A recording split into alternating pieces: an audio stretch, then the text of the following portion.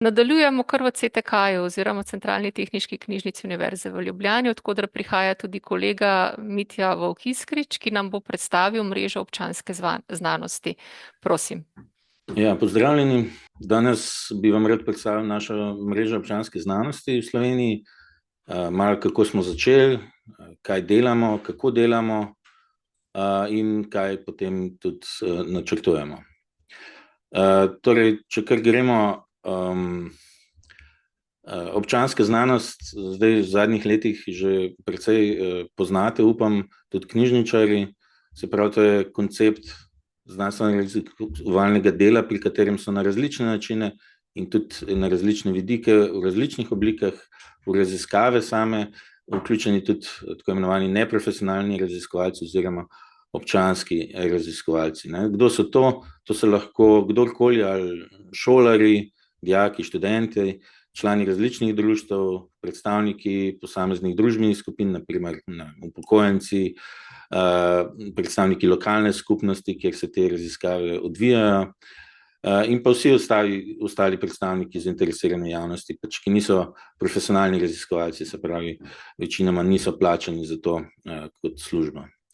Torej, občanski raziskovalci lahko delujejo v različnih fazah raziskave, se pravi, že pri načrtovanju raziskave, pri formulaciji raziskovalnega problema in pri zbiranju in ustvarjanju raziskovalnih podatkov. Torej, občanska znanost sicer ni nič novega, postaja pomemben del tudi politik, znanstvenih politik Evropske unije in s tem tudi potem v Sloveniji. Evropska unija ima že kar nekaj let pravzaprav ta dva stebra, ki sta zelo pomembna za raziskovanje, se pravi, zgodnje in odprto deljenje raziskovalnih rezultatov, tudi raziskovalnih podatkov, in pa družbeno angažirana znanost. Se pravi, da se vključi znanost v družbo in družba v znanost. No, tudi v Sloveniji seveda imamo že tudi zakonodajo na tem področju, ki pravzaprav ne samo uvaja, ampak tudi zapoveduje uporabo metod odprte znanosti in seveda s tem tudi metod občanske znanosti v znanstveno-raziskovalni in tudi inovacijski dejavnosti preko zakona in potem preko uredbe, ki je bila sprejeta v letu 2023. Torej, tako kot sem rekel, v Sloveniji uveljavljamo evropsko politiko in tudi večamo sredstva za znanost, tako da se le-ta odpira. V Sloveniji do zdaj ni bilo neke skupne platforme, kjer bi potencialni sodelujoči pri projektih občanske znanosti lahko dobili kakšne informacije, ali pa kako sploh tak projekt začeti. Tako da smo pač tudi preko akcijskega načrta dobili v CTK pravzaprav nalogo, da postavimo pravzaprav mrežo občanske znanosti, ki bo zadovoljila in ki bo prinesla te rezultate.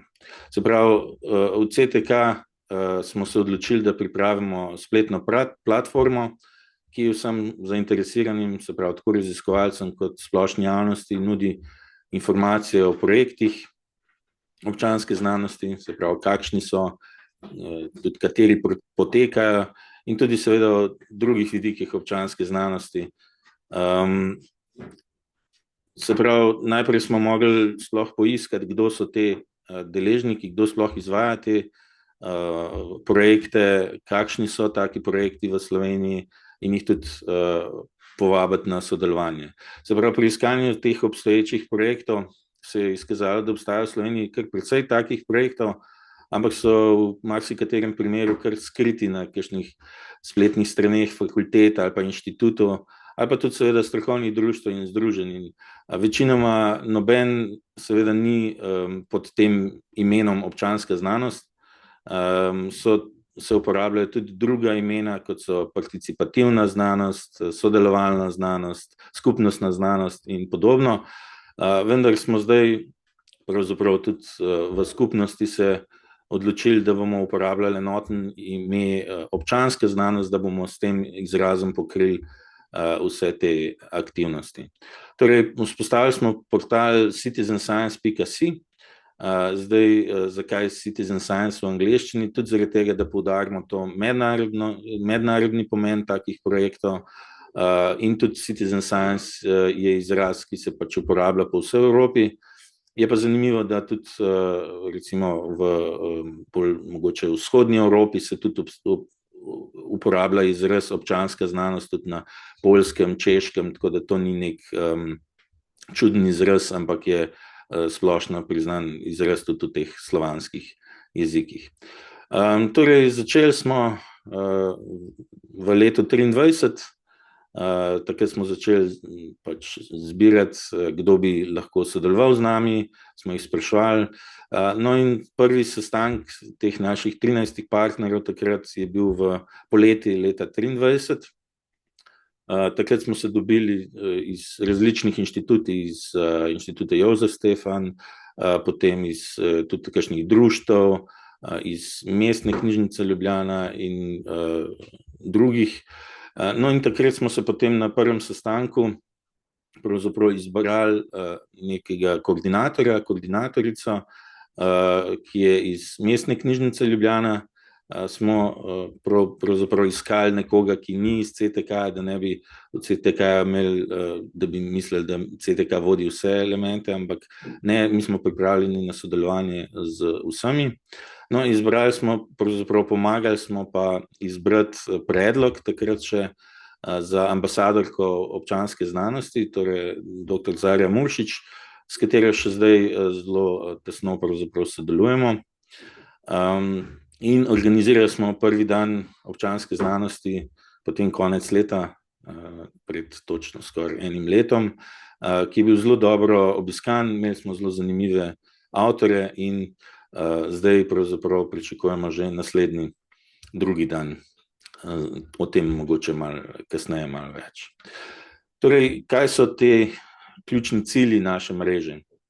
Povezovanje raziskovalne sfere in javnosti, ne.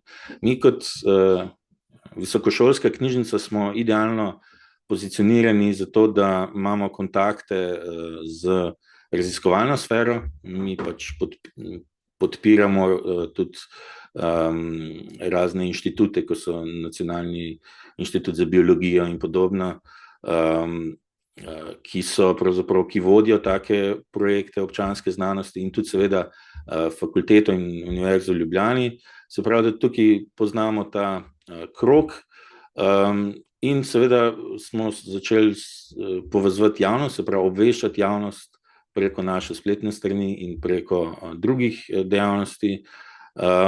Seveda pa ne, mi smo kot visokošolska knjižnica mogoče bolj v tej sferi, raziskovalni sferi, smo pa seveda videli naše partnerje v splošnih knjižnicah, ki so bolj v tej sferi javnosti in potem tudi lažje dosegajo javnost. Tako da smo tudi poudarili pravzaprav pomen in smo res vabimo splošne knjižnice, da se nam pridruži.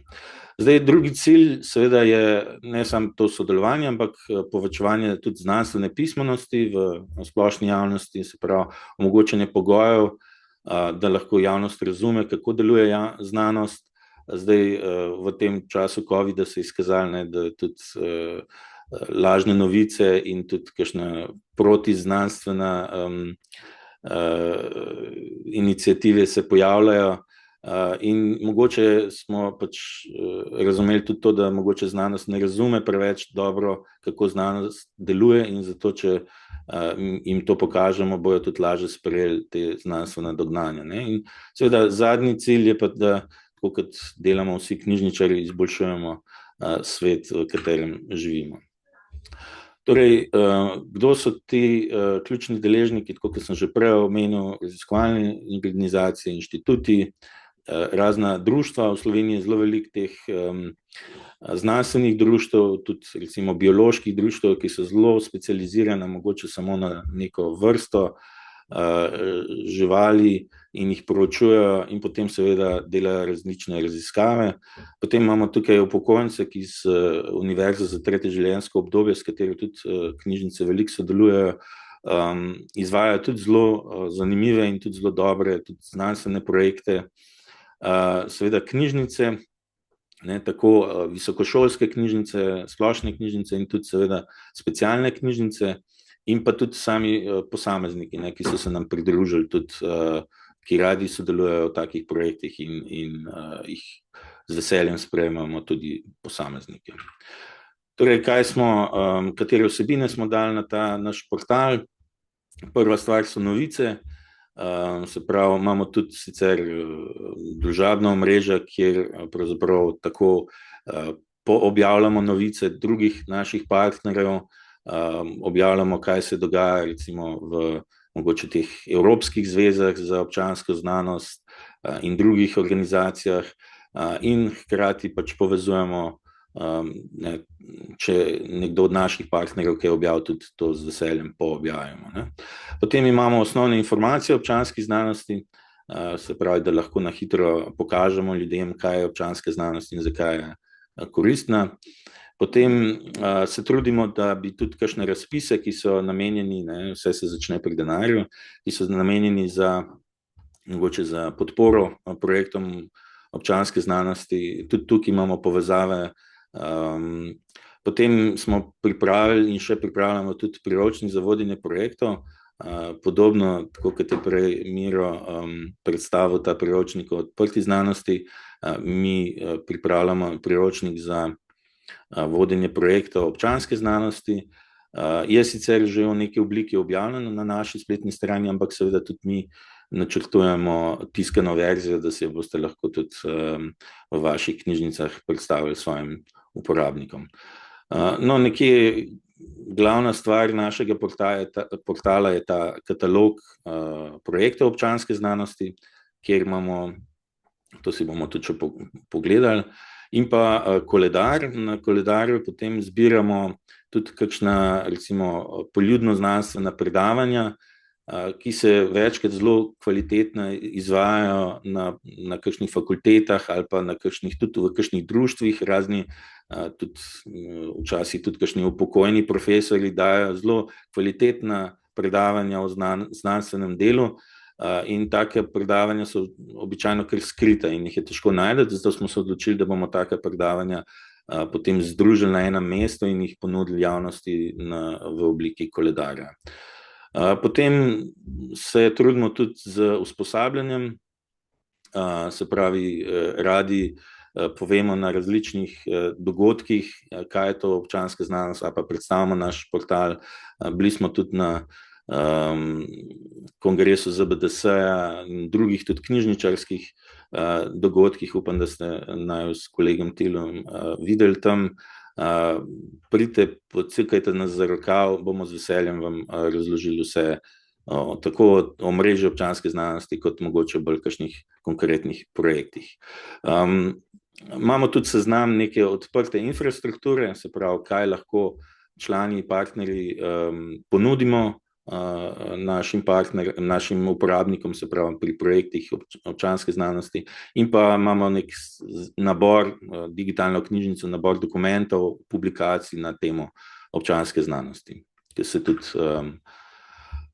osvežuje. Torej, trenutno imamo 67 projektov v našem katalogu, to je precejšnja številka. Na začetku smo malo iskali, ampak potem zdaj, ko imamo že toliko partnerjev, se že kar pojavljajo, da nam predlagajo, ste že dali ta projekt, to je tudi občanska znanost v bistvu, tako da nismo sledili včasih mogoče zelo strogim načelom občanske znanosti, da mora biti organizator iz neke raziskovalne organizacije, ampak smo pač z veseljem sprejeli tudi vse projekte, ki pač sledijo znanstvenim načelom, to je tisti osnovni nivo, da to ni neka psevdoznanost, ampak mora pač slediti znanstvenim načelom in na tak način z veseljem pač damo tak projekt na našo spletno stran. Tudi če ni nek znanstveni rezultat na koncu, tudi če mogoče samo sodeluje manjše število ljudi ali pa večje število ljudi, to ni omejitev, da ne bi dali tazga projekta na spletno stran. Zdaj, mi imamo v CTK tudi dobre veze z mednarodnimi organizacijami, smo člani EXE, se pravi Evropskega združenja za občansko znanost, Oni pripravljajo tudi evropski portal občanske, pač tudi projekte občanske znanosti in mi pomagamo takim projektom, da se objavijo potem tudi na spletni strani eu-citizen.science. To je pa portal, ki je pač zelo pomemben za mednarodno prepoznavnost in tam tudi potem projekti dobijo zelo hitro tudi mednarodno sodelovanje in tako lahko tudi mogoče razširijo projekt v mednarodni projekt. No, takole izgleda tale naš katalog. Imamo tudi iskanje po lokaciji, po aktivnosti projekta, po času trajanja in po znanstvenih področjih. Zdaj, te znanstvena področja so zelo splošna, včasih tudi združena, kakšna, ki mogoče ne sodijo skupaj, ampak so namenjena javnosti in pač tisto, kar javnost najbolj razume za sodelovanje. So različni, se pravi, najnovejši, tisti, ki smo jih dodali v portal, so zmerili na prvem mestu, se da pa razvrstiti tudi na druge načine.